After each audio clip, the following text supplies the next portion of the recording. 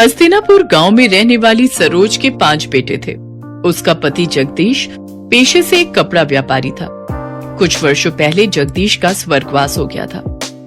समय के साथ सरोज के सभी बेटे जवान हो गए और उन्होंने पिता के कपड़ों के सीमित कारोबार को बड़े उद्योग के कारखाने में बदल दिया। पूरे गांव में उन्हीं के चर्चे हुआ करते थे। अरे सरोज के 5 बेटों ने मिलकर सरोज का मान ही बढ़ा दिया भाई।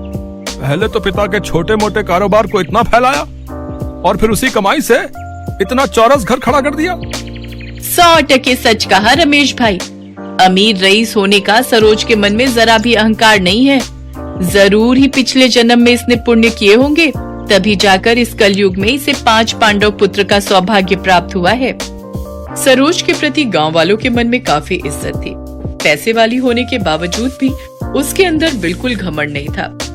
अरे मेरे 5 पांडु, यहाँ पर आओ। माँ, कारखाने पर जाने के लिए देरी हो रही है, शाम को बात हो सकती है। कामकाज के प्रति क्या इतना मशरूफ हो गए हो तुम लोग, जो पल भर के लिए अपनी माँ के पास नहीं बैठ सकते?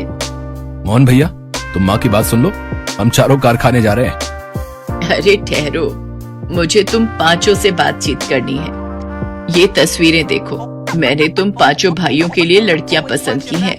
सभी खानदानी और रईस खानदान की हैं। ऐसा सुनकर 5 भाई एक दूसरे का मुंह ताकने लगते हैं। तभी उसका तीसरा बेटा कहता है, माँ, ऊपर वाले की दया से आपके 5 बेटे अपने पैरों पर खड़े हैं। माँ, शुरुआत से ही हम 5 भाइयों की सोच यही रही है कि हम गरीब घरों की बेटियों को ही इस घर में दुल्हन बनाकर लाएंगे। माँ, प्रदीप सही कह रहा है। अरे पगला गए हो क्या तुम लोग? अगर मैं किसी गरीब की बेटी को ब्याह कर लाऊंगी तो लोग सैकड़ों बातें बनाएंगे। गरीब अमीर का मेल भी नहीं देखा कहेंगे। माँ, आपको जमाने की पड़ी है, बल्कि ये सोचो कि किसी गरीब की बेटी का हाथ थामने से किसी गरीब पिता को साहूकार का कर्जदार नहीं होना पड़ेगा। सरोज